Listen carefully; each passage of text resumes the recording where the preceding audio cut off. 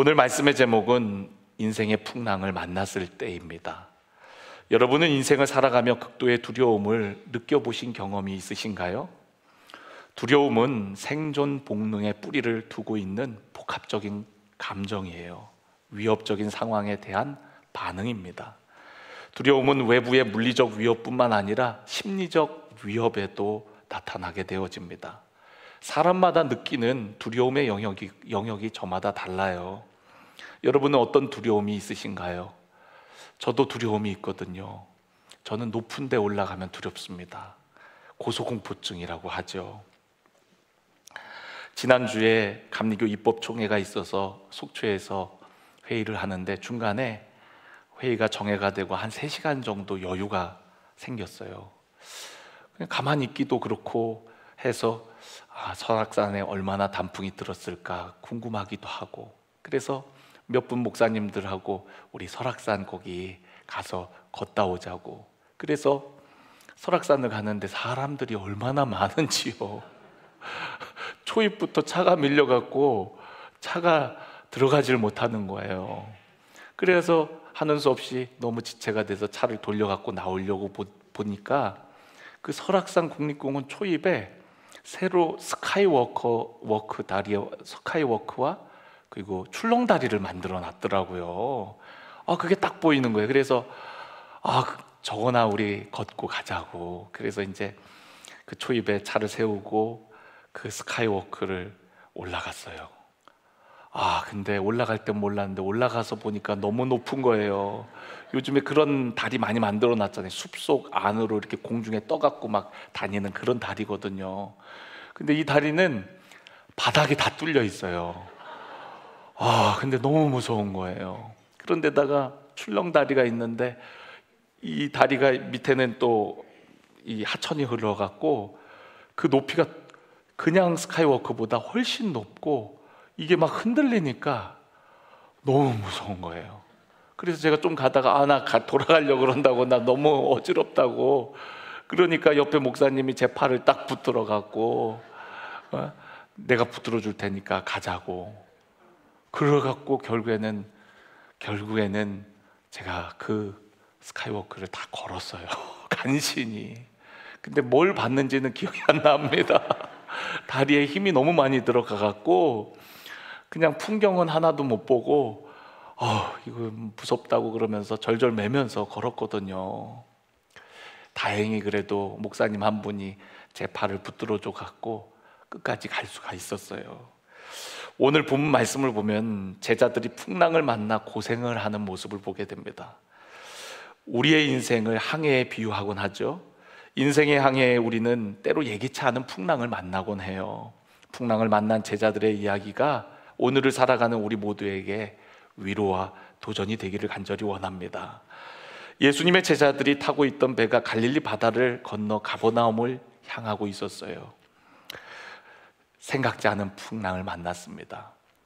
얼마나 풍랑이 심했으면 그들 중에 어부였던 제자들도 있었지만 풍랑을 헤쳐가기에는 역부족이었습니다.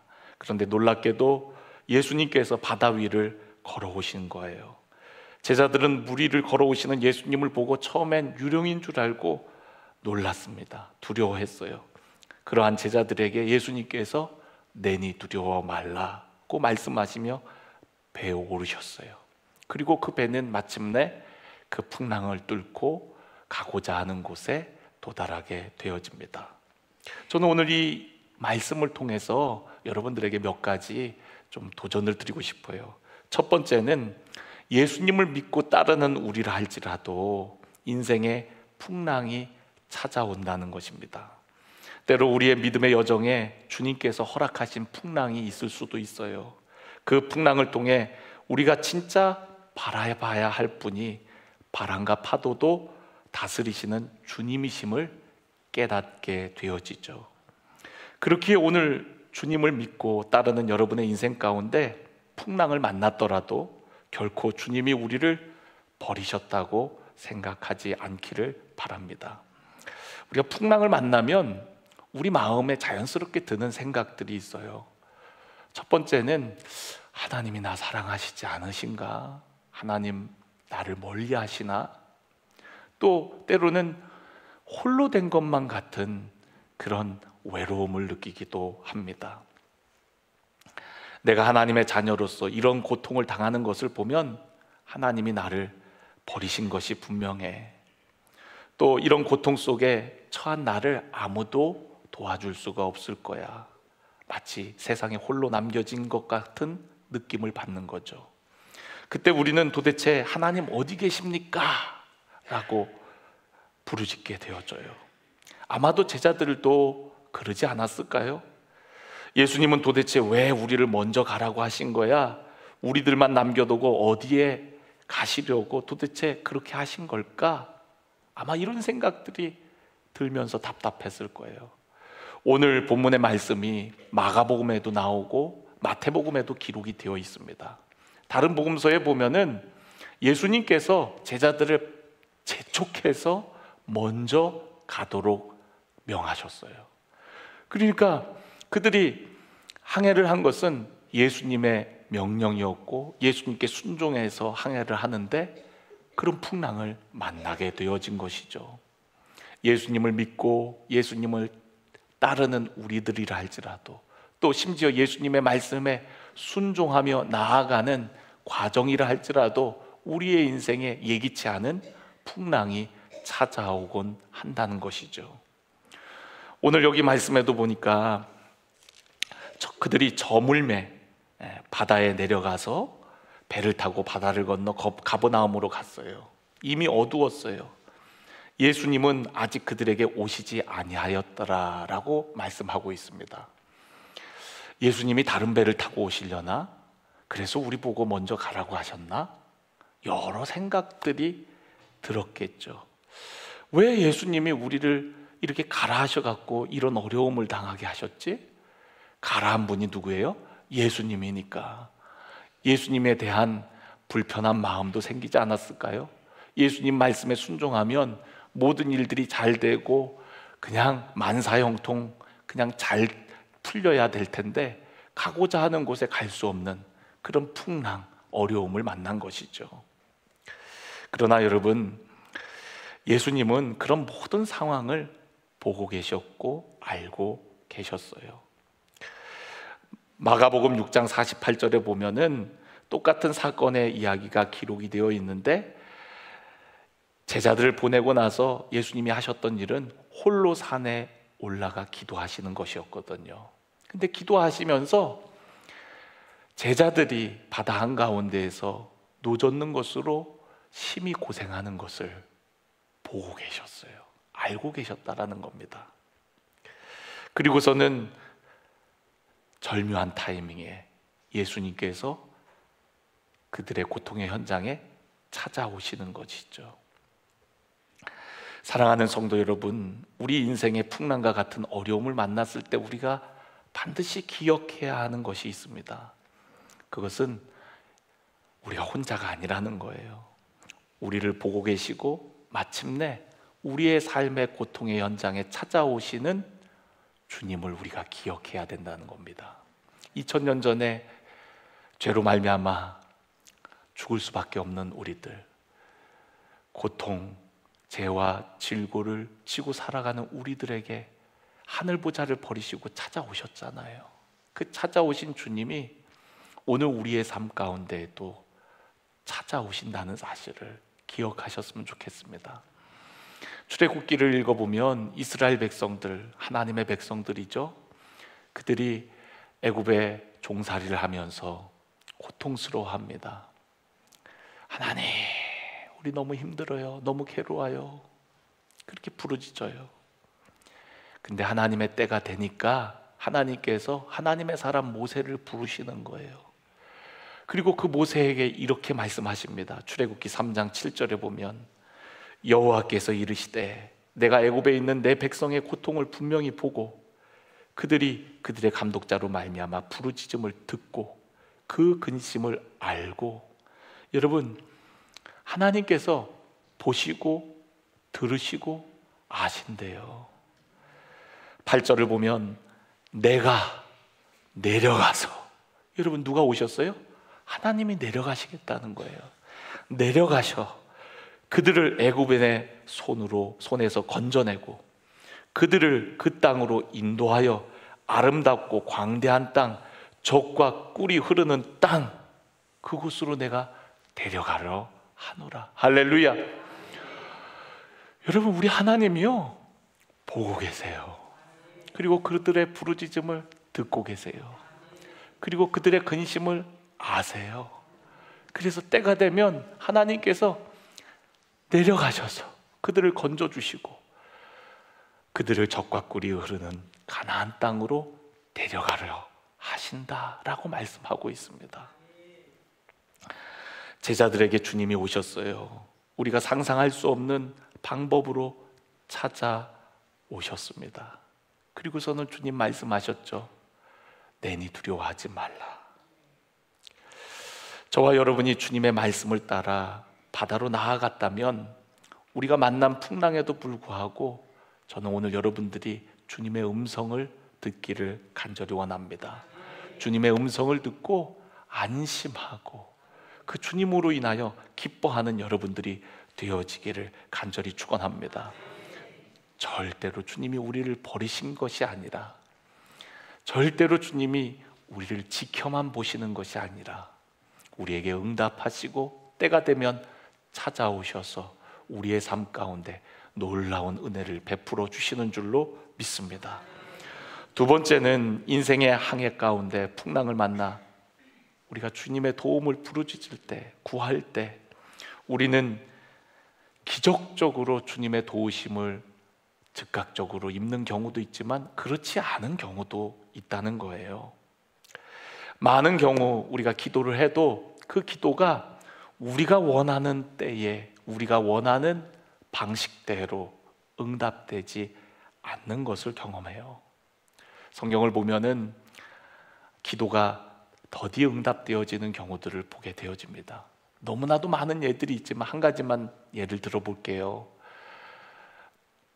주님께서 사랑하시는 나사로가 병들었을 때에 그의 누이들이 예수님께 사람을 보내어갖고 소식을 전하죠. 그런데 어찌된 일인지 예수님 이틀 동안 아무것도 안 하고 가지를 않으십니다. 나중에 장례가 다 끝난 후에야 예수님 가셨어요. 마리아와 마르다가 얼마나 서운했던지 예수님을 보자마자 그 서운한 마음을 그대로 표현을 합니다. 여러분, 예수님이 왜 늦게 나타나셨죠? 예수님이 단순히 우리의 육신의 질병만 담당해 주시는 분이 아니라 예수님 자체가 부활이요 생명이라는 것을 그들에게 알려주시기 위해서, 그래서 늦으셨거든요. 다시 말해서 하나님의 뜻과 계획이 있다라는 거예요. 우리는 그 하나님의 높으신 뜻과 섭리를 다 알지를 못해요. 그러니까 기도하면서도 때로는 우리의 마음이 답답할 때가 있는 거죠. 그런데 여러분, 진짜 믿음은 그때 주님을 신뢰하는 거예요. 주님이 왜 늦으시지? 왜 안 오시지? 지금인 것 같은데 왜 역사하시지 않지? 우리는 그런 의문을 가지고 답답해할 때가 많지만 주님 다 뜻이 있으세요. 주님을 신뢰하세요. 주님이 우리를 향한 계획들이 있음을 여러분 믿고 그 주님을 신실하게 끝까지 믿음으로 나아가는 것, 그게 진짜 우리가 가져야 될 믿음이거든요. 저는 말씀을 묵상하면서 오늘 말씀을 오병이어의 기적과 반드시 연결지어 바라봐야 된다고 생각을 해요. 오늘 이 요한복음 6장 오병이어의 기적이 기록된 말씀이거든요. 마찬가지로 다른 복음서에도 오병이어의 기적이 다 기록이 되어 있죠. 그리고 오늘 우리가 읽은 이 사건을 기록하고 있습니다. 그러니까 오늘 이 사건은 오병이어의 기적의 사건이 있은 후에 있었던 일이에요. 근데 여러분, 오병이어의 기적이 얼마나 대단한 기적이었는지 여러분 다 아시죠? 사복음서에 다 기록될 정도였으니까 그 기적은 사람들로 하여금 정말 놀라움을 가져오는 기적이었어요. 우리가 읽진 않았지만 그 앞부분을 좀 보면은요, 오병이어의 기적이 있고 나서 사람들의 반응입니다. 6장 14절을 보면 그 사람들이 예수께서 행하신 이 표적을 보고 말하되 이는 참으로 세상에 오실 그 선지자라. 여러분, 사람들이 오병이어의 기적을 보고 이구동성 다 이렇게 얘기하는 거예요. 야, 우리가 기다리던 그 메시아가 바로 저분이다 라고 생각했다는 거예요.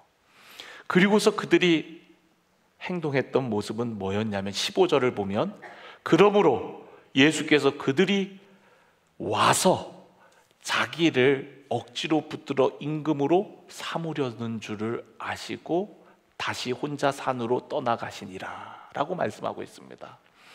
사람들이 열광했어요. 와, 이 아무것도 없는 이 광야에서 이렇도록 아무것도 없는 걸 가지고 우리를 배불리 먹일 수 있다니, 저분은 우리의 육신의 필요를 채워주는 그 메시아, 그분일 거야. 그리고서는 사람들이 저분을 우리의 임금으로 삼자 하는 그런 움직임이 있는 거죠. 얼마나 사람들이 열광했으면 예수님을 그 자리에서 임금으로 삼으려고, 예수님을 붙잡으려고 했다는 거예요.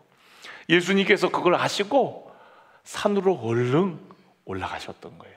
요한복음에는 제대로 표현이 되어 있지 않지만 제자들을 먼저 앞서 재촉하여서 보내버리고, 그리고 자신은 그 군중들을 피하여 사람들을 일부 보내고 산으로 올라가신 것입니다. 그러니까 여러분, 한번 생각해 보세요. 사람들은 열광하고 제자들은 막 우쭐대고 들떠있는 그런 상황인 거예요. 예수님은 그런 제자들을 가라앉히기 위해 어쩌면 재촉해서 먼저 배를 태워 보내신지도 모릅니다. 우리는 때로 예수님보다 예수님께서 베푸신 기적 혹은 복에 들뜰 때가 많아요. 기적의 경험은 참으로 놀라운 은혜이지만 그것을 베푸신 주님을 바라보는 것이 정말 중요한 일이에요. 제자들의 마음은 어땠을까요? 제가 만약에 그 현장에 있었던 제자였다면 저도 그랬을 것 같아요. 막 저도 흥분을 가라앉히지 못했을 것 같아요. 사람들에게 나누어 주라 그래갖고 갖다 주고 나서 다시 뒤돌아보면 또다시 물고기와 보리떡이 가득한 거예요. 이게 어찌 된 일이지? 그리고 또 갖다 주고 났는데 또다시 뒤돌아보니까 가득한 거예요. 사람들에게 끊임없이 갖다 주고 얼마나 신이 났을까요, 여러분? 그 광야에서 사람들을 배불리 먹이는 그 일을 서빙할 때 제자들의 마음이 얼마나 기뻤을까요? 역시 우리 주님이셔. 그리고 사람들은 막 열광합니다. 임금 잡겠다고. 드디어 때가 됐구나. 내가 예수님을 따르기로 한 것은 내 인생의 최고의 선택이었어. 와, 나도 이제 주님이 임금 되면 한 자리 할 수 있겠구나. 나도 이제 다른 멋지게 성공한 인생을 남들처럼 살 수 있겠구나. 이런 마음이 들지 않았을까요? 그들의 마음의 상태가 어떠했는지 보여주는 말씀이 마가복음 6장 52절에 기록이 되어 있습니다. 예수님께서 급하게 거의 반강제적으로 배를 태워서 보냈는데 배 안은 떠들썩했을 거예요. 야, 오늘 봤지? 뒤돌아보니까 다시 있는 거야. 갖다 주고 나니까 또 있더라고.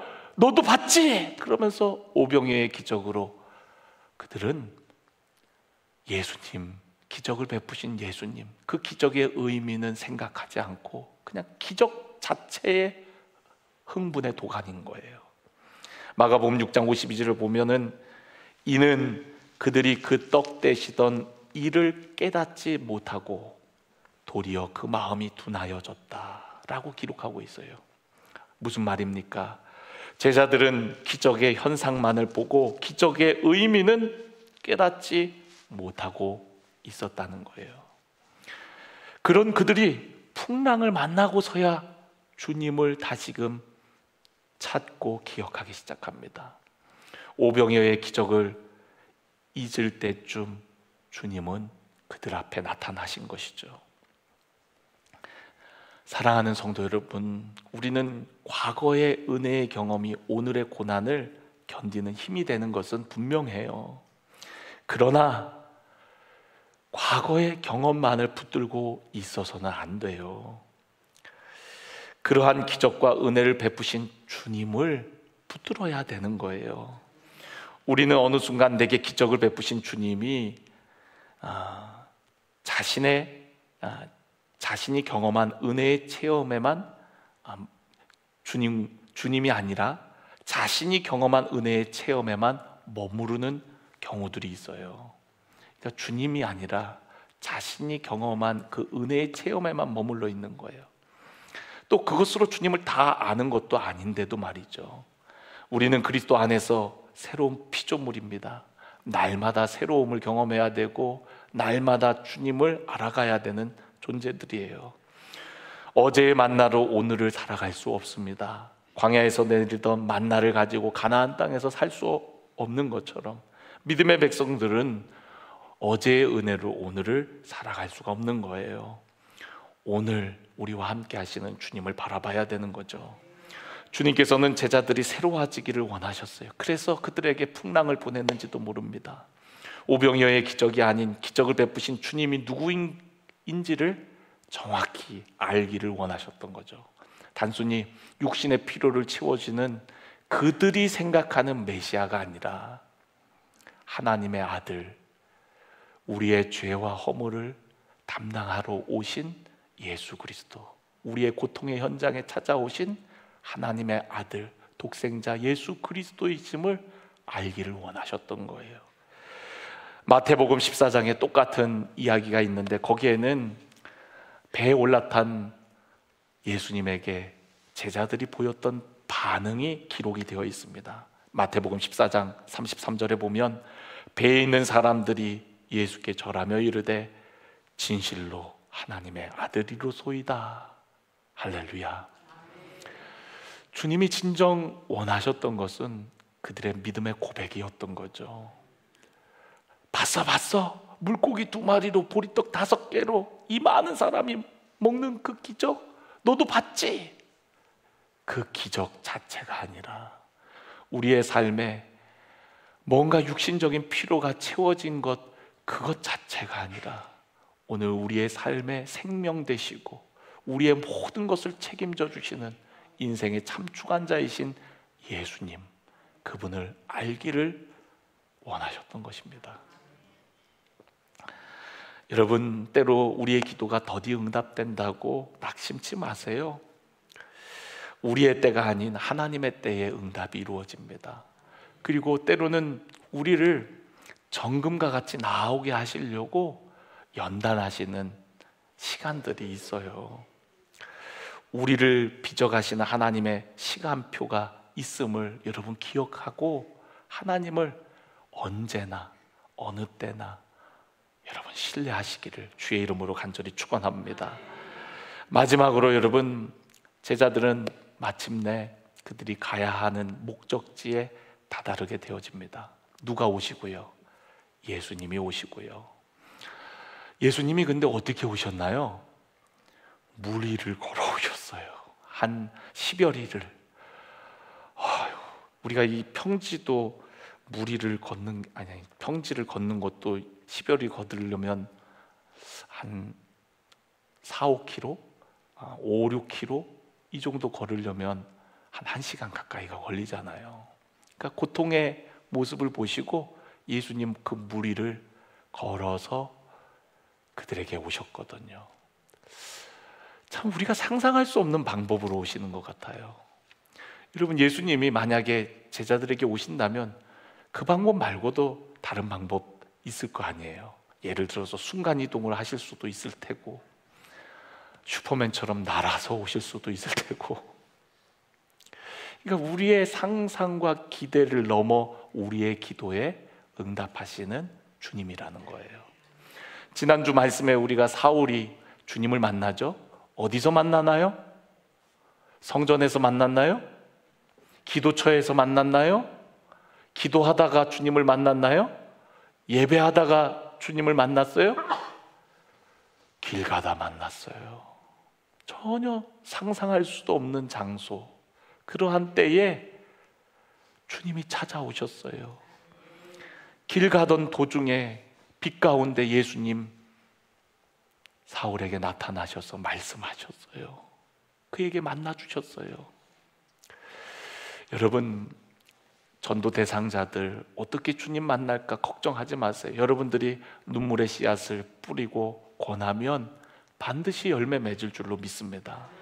우리의 기대와 계획을 넘어 하나님의 방법, 하나님의 때에 반드시 여러분이 기도하는 그 영혼 하나님께서 만나 주실 줄로 믿습니다. 그러니까 여러분, 여러분의 생각으로 하나님을 제한하지 않으셨으면 좋겠어요.